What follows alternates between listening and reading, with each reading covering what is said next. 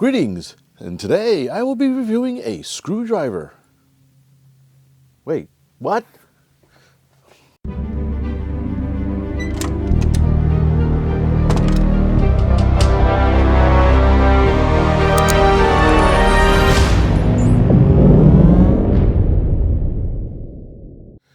So, yeah, one of the neat things about running this channel is the unusual items that sometimes come out of left field for me to look at. And in this case, it's a super smart electric screwdriver. Real quick before we get started, I just wanted to mention that the HobbyView apparel store is open. Show your support for this channel with HobbyView branded shirts, caps, mugs, and more. Just go to hobbyview.myspreadshop.com. The Sequre ES666 kit comes in a compact soft case that holds the screwdriver, 30 bits, charge cord, and magnetizer-demagnetizer. You get quite a selection of bits. Besides the usual collection of flat and Phillips heads, you also get torque drive and hex bits. The screwdriver has an all-metal case with a USB-C charge port at one end and a bit receptacle at the other. There are only 3 soft buttons for control. The unit felt quite sturdy and solid, and generally comfortable to hold. Weight came in at 57 grams, or right at about 2 ounces. Charge cord is a decent length. When plugged in, the charge bars will animate. I had to print out the manual, but it's short and easy to follow. The little OLED screen is very clear and bright with an impressive resolution. Holding the power button will also force a shutdown. From the top, the display shows battery charge level, mode setting, rotation direction, and torque power selection. Slowly pressing the power button cycles through all 7 power levels, with a 6 being the highest torque power, and A being auto mode based on angle sensing. At the business end are 4 micro LED lights that are quite bright for their size. Tapping the power button 3 times in a row gets you into the setup menu. You only get a couple of seconds to make a selection, so you better act fast.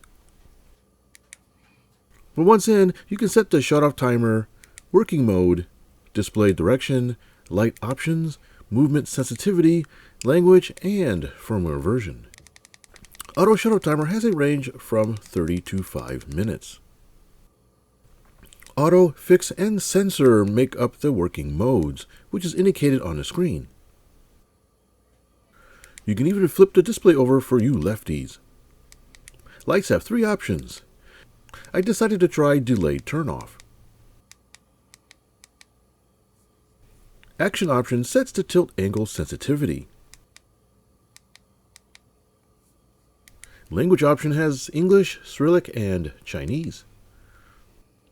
Last option shows the firmware version. Okay, so let's see how it works. In full auto mode, the ES666 will sense the unit's tilt angle and rotate the bit with speeds that coincide with the angle. The 2 buttons set the rotation direction, with the screen animation delightfully showing rotation direction.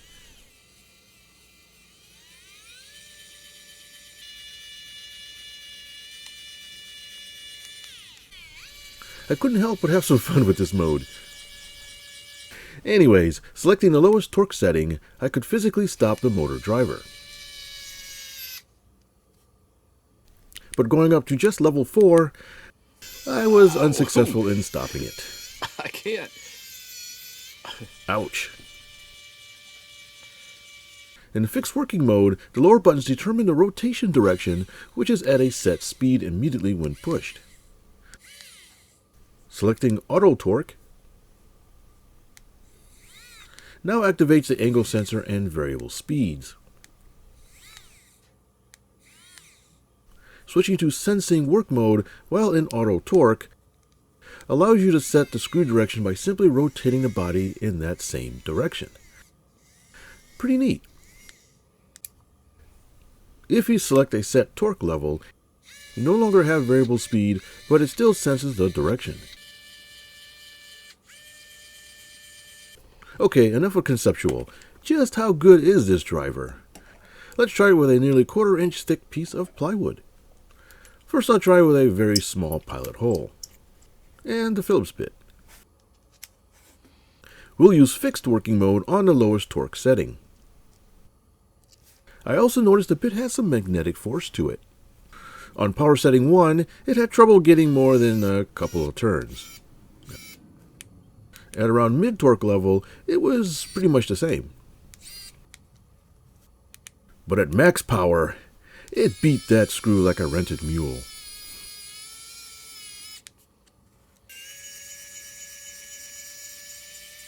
To be sure, I tried again with a new hole. Yep, level 6 is Hulk mode. I was also curious how well auto torque felt to use. Okay, that's pretty neat and easy to control too. I also tried this mode with a clean hole, and it used maximum torque power. For those who think a pilot hole is cheating, let's try raw mounting a hole with no pilot hole. It protested slightly, but it screwed through it like a champ. Come on, baby. I'll call that a success. I played with the magnetizer-demagnetizer, and it seemed to work reasonably enough.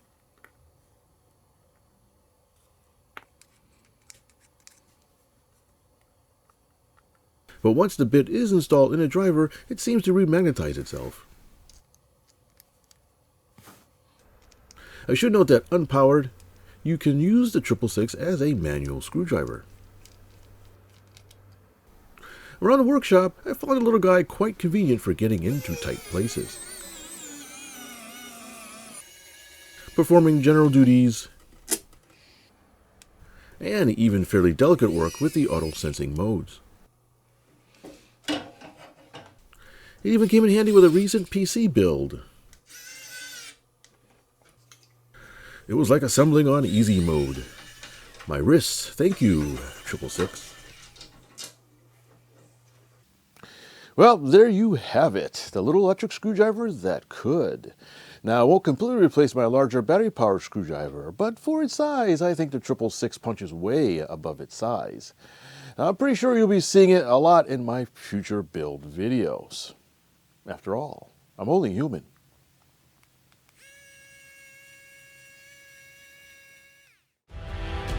Hi, thanks for watching.